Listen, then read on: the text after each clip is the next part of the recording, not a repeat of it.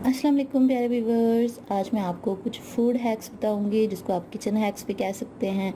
सबसे पहले मैं हेडिंग बता देती हूँ। दाल को गिलाने के लिए एक टोटका बताऊंगी। इसके अलावा टमाटरों को कैसे ज़्यादा अरसा के लिए महफूज किया जा सकता है, और आटे के ऊपर सख्त तय ना आने के लिए क्या करना चाहिए, और तवे को साफ़ करने के लिए क्या करना चाहिए। तो वीडियो स्टार्ट करते हैं। सबसे पहले है कि दाल को किस तरह अच्छे तरीके से गिलाया जा सकता है। अगर दाल अच्छी तरह से गिलानी हो तो इसे एक रात पहले पानी में भिगो कर रख दें। दाल उबालने के लिए देगची में पानी उबालें, फिर दाल शामिल करें तो दाल अच्छी तरह गल जाएगी। तो दूसरा हमारा है कि टमाटरों को कैसे ज़्यादा अरसा तक इस्तेमाल किया जा सकता है। अगर टमाटरों को रूम टेम्परेचर पर रखें तो इससे टमाटर ज़्यादा अरसे तक फ्रेश रहते हैं।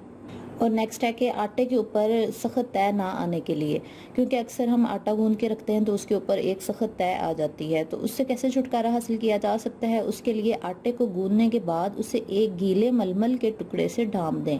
यानी कि आपने एक गीले मलमल के कपड़े का टुकड़ा लेना है और उसको गीला करके ऊपर कवर कर देंगे, तो उससे वो सख्त तय नहीं आएगी।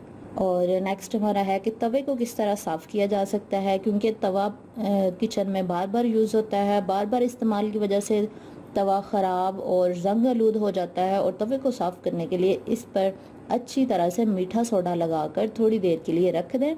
इसे अच्छी तरह से साफ़ करें और सलाद का तेल लगा लें। लोहे या तांबे के तवे को धोने के बाद इस पर सरसों का तेल ज़रूर लगाएं, नहीं तो फिर तवा जंग आलूद हो जाएगा। और जो स्टील वूल होती है उसके साथ आपने थोड़ा सा तवा गर्म करके अच्छी तरह उसके ऊपर रगड़ें। इस तरह सारी तवे की मैल उतर जाएगी। अगर तवा बहुत ज़्यादा गंदा है और उसके ऊपर ब्लैक कलर की चिकनाई जो है वो जम चुकी है, फिर तवे को बहुत ज़्यादा गर्म करें और छुरी की मदद से उसको उतार लें। छुरी की मदद से वो सारी उतर जाएगी। फिर स्टील वूल के साथ उसको साफ़ कर लें। तो इस तरह आपका तवा बिल्कुल साफ़ हो जाएगा। वीडियो अच्छी लगी है तो लाइक करें, शेयर करें, चैनल को सब्सक्राइब करें। जज़ाकल्लाह।